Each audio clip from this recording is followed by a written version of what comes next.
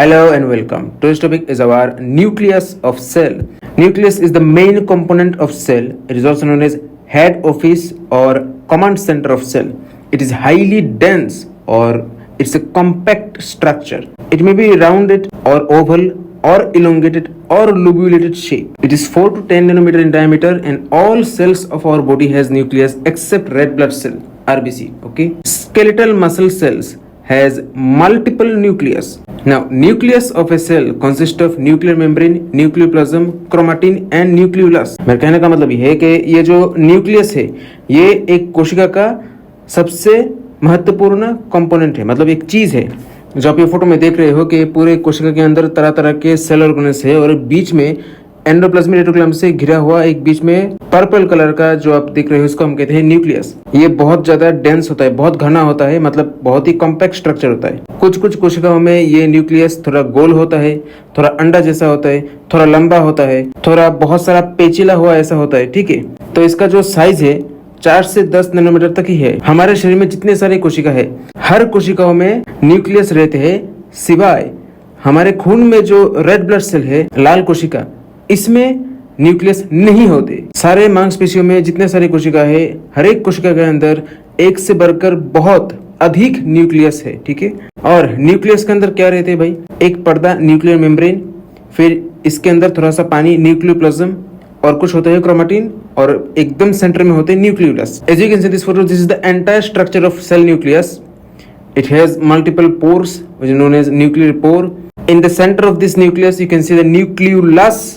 It is covered by the chromatin and nucleoplasm and then nuclear lamina and outer layer is nuclear envelope. मतलब ये जो photo आप देख रहे हो हमारे कोशिका के अंदर जो न्यूक्लियस रहते हैं कुछ इस तरह दिखने में होता है, जो न्यूक्लियर एनवेलप मतलब एक पर्दा से घिरा हुआ है जिसके अंदर न्यूक्लियर लेमिना, न्यूक्लियोप्लाज्म, क्रोमेटिन कुछ होता है और एकदम सेंटर में एकदम बीचों बीच में रहता है न्यूक्लियोलस। और ये जो पर्दा है इसमें बहुत सारे छेद होते हैं। ठीक है, so the nuclear membrane, the nucleus has double layer selectively permeable membrane which allows nucleoplasm to communicate with the cytoplasm.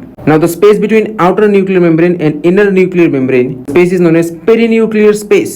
Outer nuclear membrane is attached with rough endoplasmic reticulum outside and the inner nuclear membrane is attached with the nuclear lamina which is made by lamine. Both membrane has porins which is known as nucleoporins. Nucleus consists of 3000 to 4000 nucleoporins. Each nucleoporins is associated with a special type of transport protein is known as importins. मेरे कहने का मतलब ये है कि ये जो nucleus का पर्दा है, न्यूक्लियर मेम्ब्रेन, ये दो परत वाला होता है। ठीक है, बाहर वाला परत, एक अंदर वाला परत। और सिलेक्टिवली परमिएबल इसका मतलब क्या है? कुछ चीज अंदर घुसना बाहर जाना अलाउ है, कुछ चीजें नहीं है। तो ये जो बाहर वाला परत और अंदर वाला परत है दोनों के बीच में एक खाली जगह होती है जिसको हम कहते हैं पेरीन्यूक्लियर स्पेस। अब जो बाहर वाला परत है वो एंडोप्लाज्मिक रेटिकुलम नामक एक सेल ऑर्गेनेल के साथ जुड़ा हुआ रहता है और जो अंदर वाला परत है वो अंदर में न्यूक्लियर लेमिना के साथ जुड़ा हुआ रहता है जो लेमिन नामक एक प्रोटीन से बना हुआ है। ठीक है, हर एक न्यूक्लियस में कम से कम 3 से लेके 4000 छेद होता ही है। हर एक छेद एक स्पेशल टाइप का प्रोटीन के साथ जुड़ा हुआ है जो ट्रांसपोर्ट में मदद करता है। ट्रांसपोर्ट मतलब कुछ चीज अंदर लेके आना, कुछ चीज बाहर लेके जाना।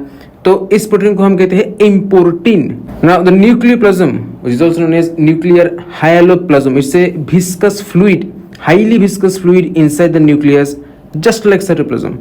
It consists of chromatin, nucleolus, nuclear matrix, nucleotides and lots of enzymes. मतलब क्या होता है, जो न्यूक्लियस के अंदर जो पानी होता है, पानी जैसा बहुत ही घना चिपचिपा जो पानी होता है इसको हम कहते हैं न्यूक्लियोप्लाज्म या फिर न्यूक्लियर हाइलोप्लाज्म, बिल्कुल आपका साइटोप्लाज्म की तरह। ठीक है, तो ये जो न्यूक्लियोप्लाज्म है इसमें क्या रहता है? क्रोमेटिन रहते हैं, न्यूक्लियोलस रहते हैं, न्यूक्लियर मैट्रिक्स रहते हैं, न्यूक्लियोटाइड्स रहते हैं और तरह तरह के एंजाइम्स रहते हैं। बस। Now chromatin, it's a thread like materials made up of large molecules of DNA and all associated protein molecules. In each cell, chromatins are divided into 46 23 pairs. Parallel chromatins of a chromosome known as chromatids held by cohesin protein. And chromatin is attached with a protein which is basic in nature. This special protein is known as histone. मेरे कहने का मतलब ये है कि ये जो photo में देख रहे हो जो क्रोमेटिन है एक्चुअली क्या है? सुतली जैसा चीज है जो बड़े बड़े डीएनए मॉलिक्यूल्स और इसके साथ जुड़ा हुआ प्रोटीन मॉलिक्यूल से बना हुआ है। ठीक है, हर एक कोशिकाओं में 23 जोड़े मतलब 46 नंबर 46 संख्याओं का क्रोमोसोम रहता है। क्रोमोसोम क्या चीज है ये हम बाद में बात करेंगे, डीएनए क्या चीज है वो भी हम बाद में बात करेंगे। अब क्रोमोसोम के एक साथ बगल में ही अगर कोई 2 क्रोमैटिन रहते हैं, इसको हम कहते हैं क्रोमैटिड्स, जो एक साथ कोहेसिन प्रोटीन के जरिए जुड़ा हुआ रहता है। अब एसिड क्या चीज है, बेस क्या चीज है, ये सब आप स्कूल में सीख चुके हो। उस हिसाब से न्यूक्लियस के अंदर कुछ ऐसा प्रोटीन रहते हैं जो बेस होते हैं, जिसका नेचर बेस जैसा होता है। तो ऐसा ही एक प्रोटीन है जिसका नाम है हिस्टोन। अब क्रोमैटिन हिस्टोन के साथ जुड़ा हुआ रहता है, जिसलिए हम इसको कहते हैं डीएनए हिस्टोन कॉम्प्लेक्स। अब क्रोमैटिन मतलब डीएनए, ठीक है, वो सब हम बाद में धीरे धीरे बात करेंगे जेनेटिक्स चैप्टर में। Now nucleolus, it's a spherical small structure inside a nucleus. Each nucleus contains one or more than one nucleolus which contains RNA molecules and some proteins which are similar to ribosome. मतलब ये जो nucleolus है क्या होता है, ये हर एक nucleus के अंदर रहता है। ये एकदम गोल फुटबॉल जैसा दिखने में होता है। कुछ न्यूक्लियस के अंदर एक होता है, कुछ में एक से ज्यादा होते हैं। तो ये जो न्यूक्लियोलस है इसके अंदर क्या है, आरएनए मॉलिक्यूल्स है और कुछ प्रोटीन होते हैं जो राइबोसोम की तरह दिखने में होता है। अब आरएनए क्या है वो हम बाद में बात करेंगे जेनेटिक्स में। Nucleus controls all kinds of cellular activities along with the cellular metabolism, protein synthesis, growth of the cell, cell division etcetera, synthesis of RNA, formation of ribosome and storage of all hereditary informations. Okay, मतलब ये जो nucleus है इसका काम क्या होता है, कोशिका में जितने तरीका का काम होता है ये सब कुछ कंट्रोल करता है। जैसे आपका मेटाबॉलिज्म, फिर प्रोटीन बनाना, प्रोटीन सिंथेसिस, फिर कोशिका जो अपने आप बढ़ जाते हैं, सेल डिविजन, आरएनए बनाते हैं, फिर राइबोसोम बनाते हैं, ठीक है।